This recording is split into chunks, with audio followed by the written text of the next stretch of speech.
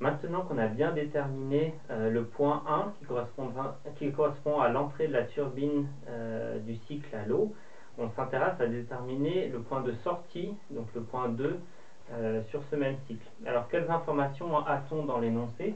On connaît le rendement isentropique de la turbine T1 qui correspond à la turbine de ce cycle qui est de 80%, et on sait d'autre part que la basse pression de ce cycle est de 5 bar.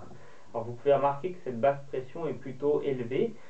C'est normal, il faut que la température au niveau du condenseur soit relativement élevée pour pouvoir faire fonctionner le deuxième cycle qui est en cascade, qui est le cycle à ammoniac. On a donc une basse pression qui reste relativement haute dans ce cycle qui est mis en amont du deuxième cycle en cascade.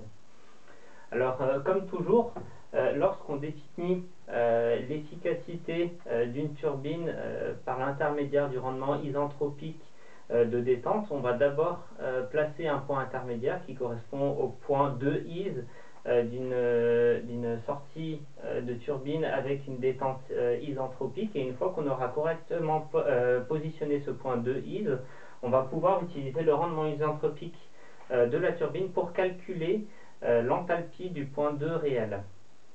Alors pour le point 2 is, en fait on connaît deux grandeurs indépendantes qui permettent de déterminer quel est l'état de ce point 2 is. On connaît sa pression. Pression du point 2 is est la même que la pression du point 2 par définition, c'est donc 5 bar. Et on sait aussi que le point 2 is correspond à une détente isentropique, donc l'entropie spécifique du point 2 is sera la même que l'entropie spécifique qu'on avait précédemment pour notre point 1, c'est-à-dire 6,6287 joules par kilogramme Kelvin. Alors comment fait-on pour déterminer les autres grandeurs et notamment ce qui nous intéresse in fine l'enthalpie spécifique de ce point 2 is? Alors pour ceci, je vous propose d'aller regarder les tables à saturation à la pression correspondante, c'est-à-dire à 5 bar, pour pouvoir regarder si jamais notre point 2 is se trouve à l'intérieur de cette zone diphasique, étant donné que c'est souvent le cas en sortie de turbine. Donc vous prenez cette fois-ci la deuxième page des tables que je vous propose. Cette fois-ci, vous avez un tableau à simple entrée, vous avez une entrée en pression, vous cherchez à 5 bar et vous avez toutes les grandeurs correspondant aux états thermodynamiques, aux différentes valeurs des états thermodynamiques correspondant à cette pression.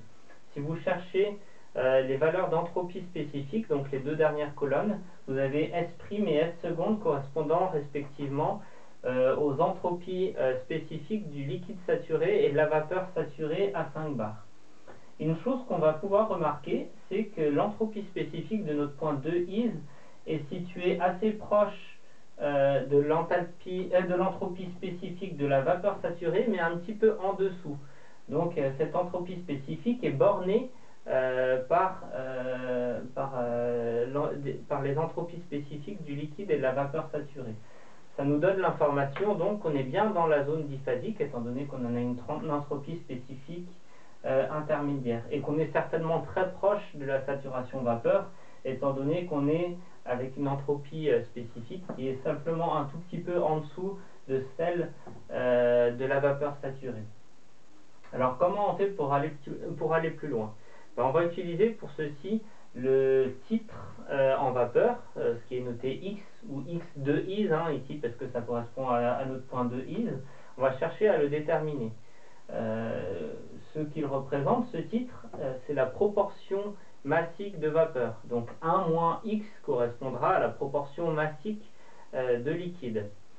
L'entropie spécifique d'un point qui correspond ici à un mélange d'une partie liquide saturée, une partie vapeur saturée, est simplement une entropie spécifique moyennée, qui est une moyenne de sa partie liquide saturée, de sa partie vapeur saturée, simplement pondérée par la proportion massique de chacun de ces deux constituants.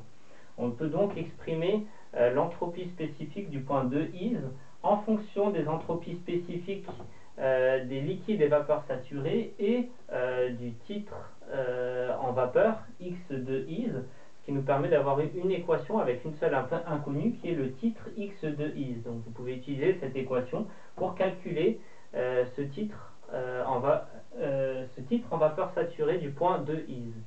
Une fois que vous avez déterminé x de is, donc que je n'ai pas calculé ici mais qui doit être assez proche de 1, autour de 0,96 je pense, vous pouvez utiliser ce titre de vapeur saturée pour pouvoir calculer cette fois-ci l'enthalpie spécifique du point de is. Parce que, encore une fois, cette enthalpie spécifique est simplement une moyenne pondérée de l'enthalpie spécifique correspondant au liquide saturé et à la vapeur saturée, ces deux valeurs pouvant être trouvées dans la même ligne des tables que pour les entropies spécifiques du liquide et de la vapeur saturée.